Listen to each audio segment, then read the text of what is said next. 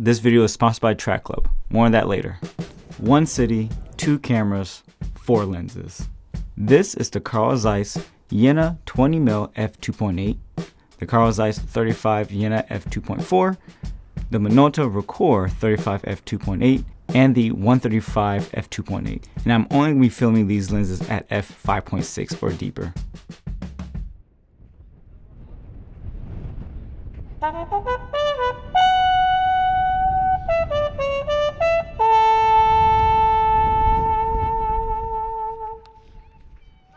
Walk for a while. I'm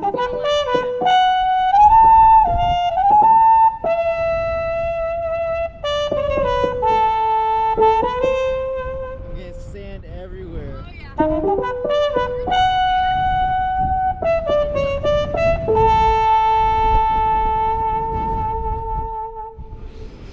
Oh yeah.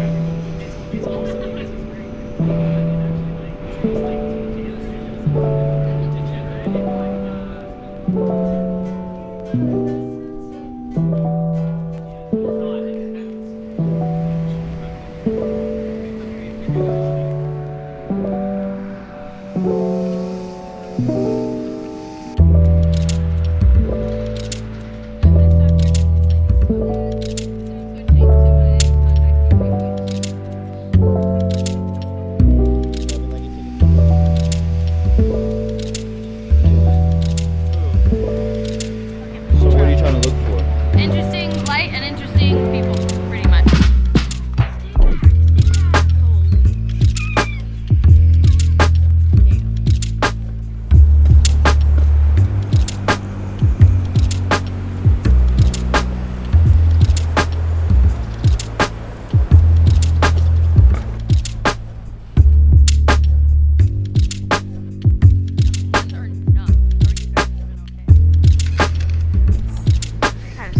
Focus on this camera and walk. Very hard.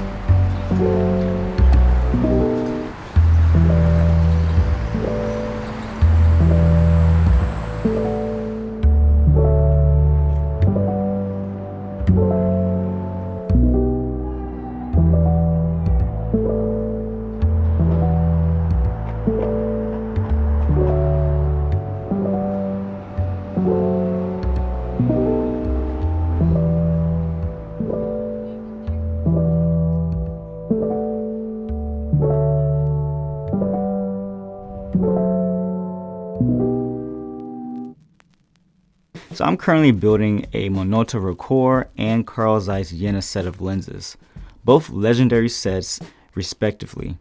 I haven't had the time to properly test these lenses until my recent trip to New York City with the Sunny crew. And what a perfect opportunity to test out these lenses. Now this is not going to be a typical lens review, rather a response to a challenge I set before myself, which was only to film in f5.6 or deeper. Lately I've been lazy and I've been fixated on shallow depth of field. So my goal was to allow context and composition to be the standard of a good frame and not just isolate a subject. And this was not easy. And just in case you were wondering what cameras I was using, of course I'm using my trusty 6K Pro with both the Carl Zeiss lenses on that because I've adapted them to EF mount. And then the Rokkors were on the Fujifilm Xh2s because I have the MD mount to Fuji X mount.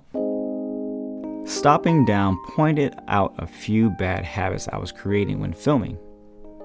Context is something that is needed in various forms of filmmaking. And since I didn't have a story per se to follow during this trip, I took the observational approach.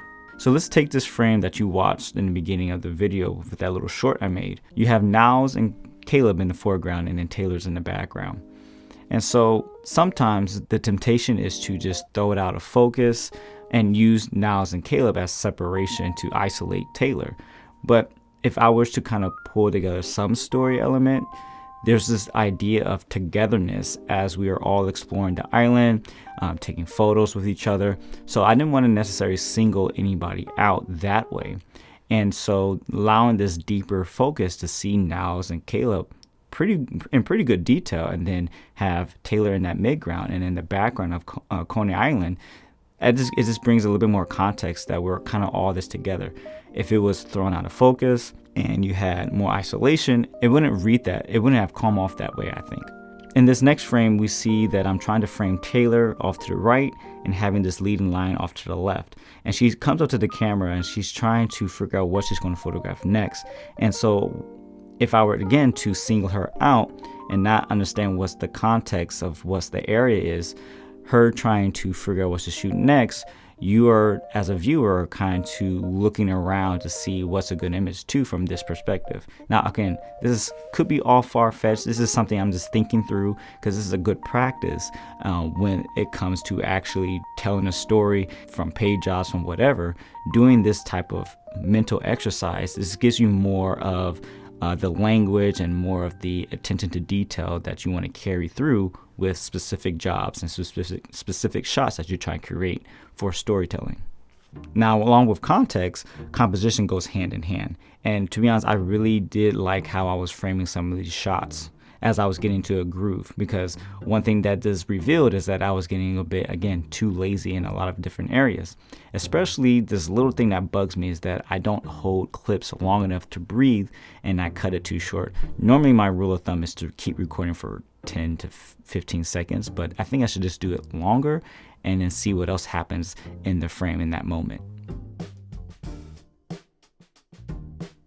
Now, when it comes to characteristics of these lenses, I love how they both look. They reproduce the image very differently.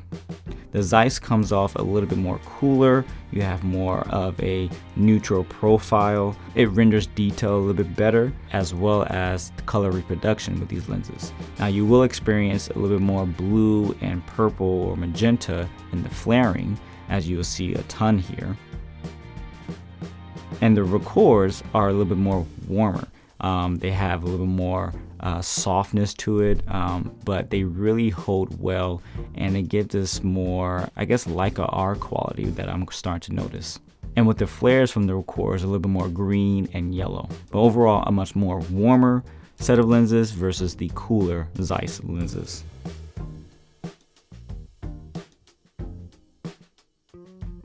Now, obviously, I'm stopped down, so sharpness isn't really a concern. They both render the image in great detail, I think.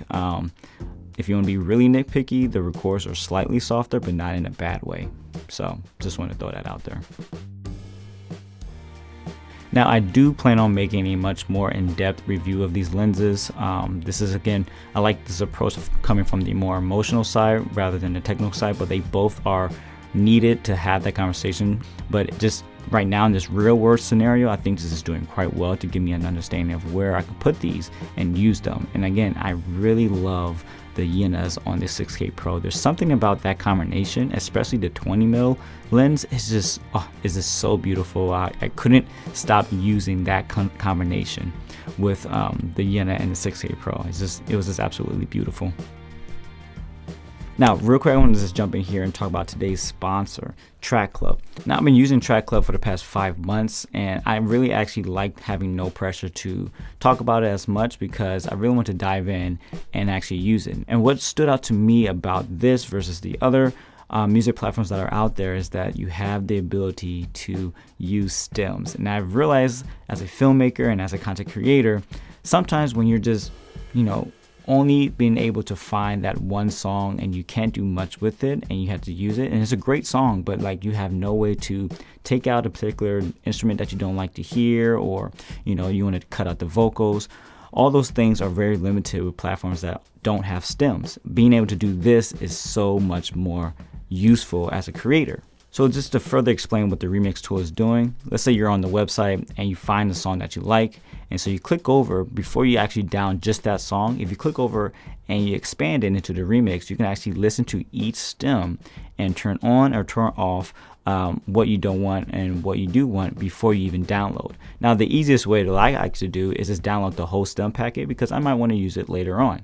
Now, stating the obvious, I have been using Track Club tracks for, over a couple months now, and I definitely used it in this video. And so all the music that you're hearing, have been hearing too, have been from Track Club. And I want to point this out because this was a very great use case for what I'm about to show you. So let's just jump over to the edit and talk through this real quick. Every time I think about New York, I think about jazzy, energy, but still kind of calm at some points. It's still kind of high and chaotic in other points. So I want a song that kind of encapsulates that feeling and that emotion. And I did with this one. So typically what I do, I listen through the song to see if there's anything that jumps out to me.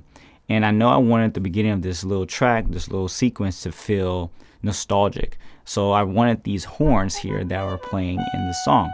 But funny enough, these horns were actually later on in the song itself. And see, if this was just a regular song, I couldn't have moved around the instruments to how I want to fit this video. And so what I did, I was able to chop out and move up these horns and play them, as is. And then I added in a little bit of the piano. And so as you can see, I'm building this feeling. And it does take a turn where I just add just the drums and then just the piano itself. Now, the song did have this vinyl scratch. I did use a little bit, but then after a while, I got rid of it because it didn't have the texture that you were seeing. Typically, you associate that with like film burns or grain. There's not a lot of that in this video because I don't tend to do that as much now.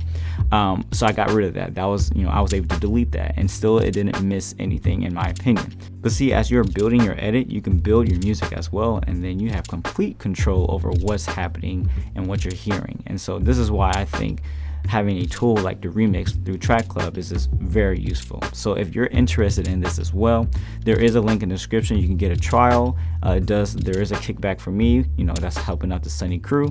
But yeah, again, thank you Track Club for sponsoring this video. Alright, so this wraps it up for this video. I know it's been sort of an interesting one. There's a lot of moving parts in this, but I want to get this all out because I wanted to share it. And so if this was helpful for you in any way, please like and share. And if you haven't yet, subscribed. And I'll catch you guys on the next one. There's a big video coming on this way, so stick around. Alright, I'm done rambling. See you.